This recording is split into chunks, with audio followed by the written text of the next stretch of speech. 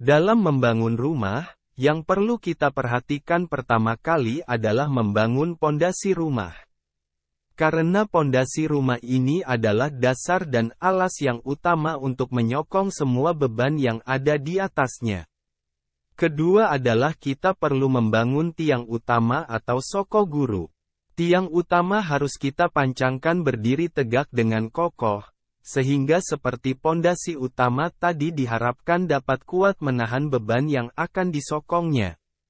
Ketiga yang perlu diperhatikan adalah selokan atau saluran pembuangan.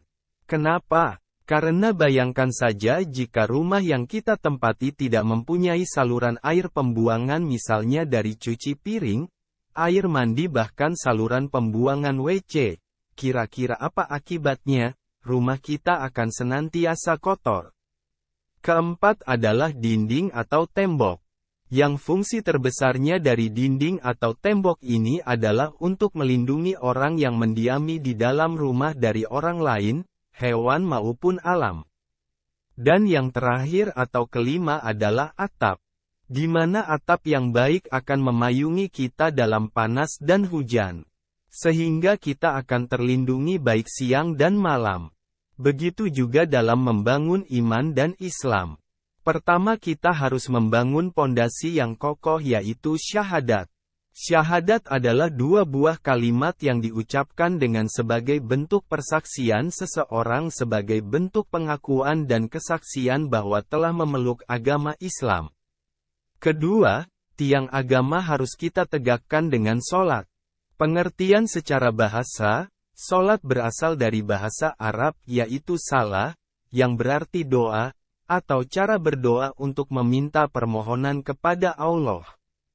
Sementara kata sholat atau salat dalam KBBI dideskripsikan sebagai ibadah kepada Allah dan wajib dilakukan setiap muslim sesuai syarat, rukun, dan bacaan tertentu. Lalu ketiga, kita bersihkan diri kita dan harta kita dengan membayar zakat.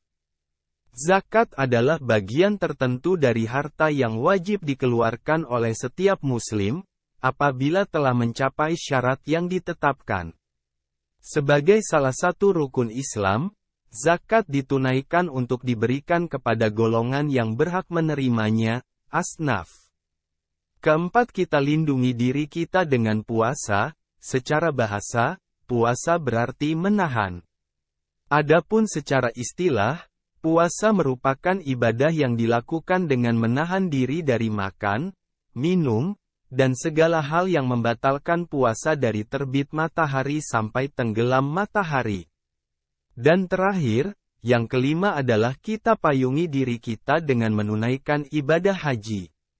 Pengertian haji adalah berkunjung ke Baitullah untuk melakukan ibadah pada waktu dan cara tertentu, bagi umat Islam yang mampu baik secara fisik maupun finansial.